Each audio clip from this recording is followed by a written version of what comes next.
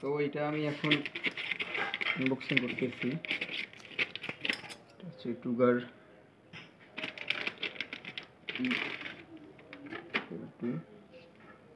তো যাই হোক, যেটা আমি দেখেছিলাম তো আসলে জিনিসটা অরিজিনালি মনে হচ্ছে, ওয়েট হচ্ছে অনেক।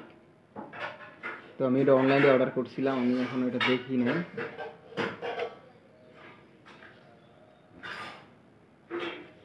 যাই হোক, আসলে মনে হচ্ছে অরিজিনাল। তো আমি এটা সেটিং করার পর আপনাদেরকে দেখাবো।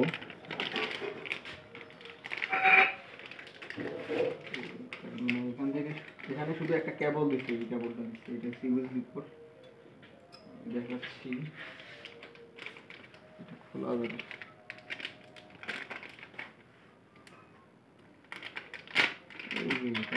খোলা যাইছে, কাটলাম।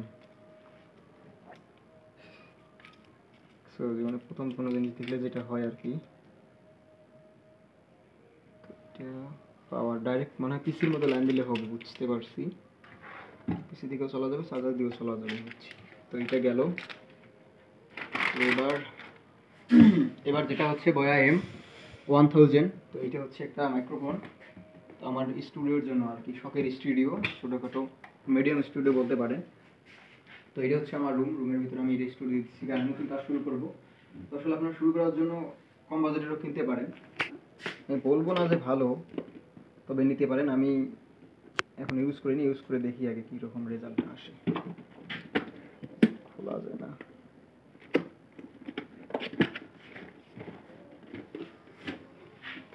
ধর দেখি। তো ফার্স্ট এটা যে বয়া এর একটা বুক।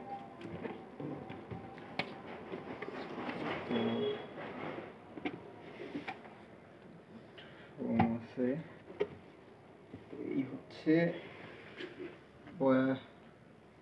মাইক্রোফোনটা আসলে এর মধ্যে।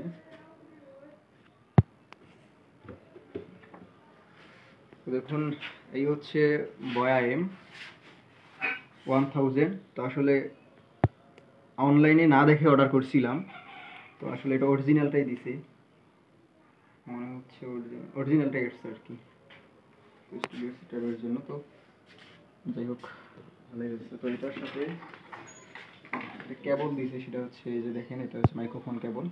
এটা এখান থেকে এই সাউন্ড কার্ডে মানে অডিও ইন্টারফেসে লাইন দেবো আর কি, মাইক্রোফোন থেকে।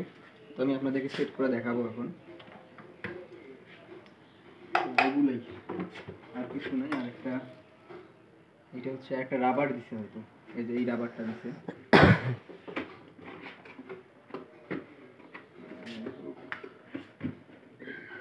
এটার মেমোটা কই?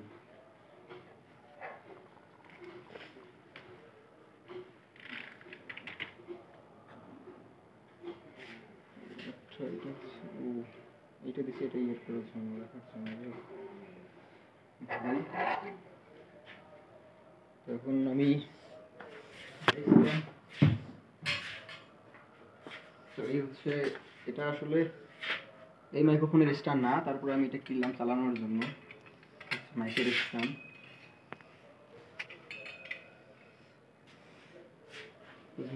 পরেই হবে, আমি দেখি।